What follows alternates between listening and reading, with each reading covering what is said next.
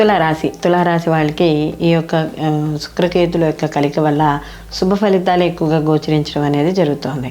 వీళ్ళకి ముఖ్యంగా కానీ చూసుకుంటే వీళ్ళకి ఈ లాభస్థానంలో ఎప్పుడైతే ఈ శుక్రకేతుల యొక్క కలయిక ఉందో వీళ్ళకి వ్యాపారపరంగా లాభ నష్టాలు కానీ చూసుకుంటే లాభాలు ఎక్కువగా వీళ్ళు చవి చూడడం అనేది జరుగుతుంది. అలాగే ప్రతి పనిలోనూ కూడా దూసుకుని వెళ్ళిపోతూ ఉండడం, ప్రతి పనిని కూడా ఎంతో ఆనందంగా ఉత్సాహంగా చేయడం అనేది జరుగుతుంది. అలాగే ఇక్కడ బంధువుల్ని మిత్రుల్ని కలుసుకుంటారు, విందు వినోదాల్లో పాల్గొంటారు. వాళ్ళకి ఏవైతే ఆదాయ మార్గాలు కావాలనుకుంటున్నారో లేదా ఇంకా వాళ్ళ యొక్క బిజినెస్ని ఎక్స్టెన్షన్ చేసుకోవాలి, ఇంకా మనం పెంచుకోవాలి, ఈ పార్ట్నర్స్ని రప్పించుకోవాలి, ఇలా ఏవైతే మన వ్యవస్థని మనం విస్తృతం చేసుకోవాలి అని అనుకుంటున్నారో వాళ్ళందరికీ కూడా ఇది చాలా అనుకూలమైన సమయంగా మనం చెప్పవచ్చు.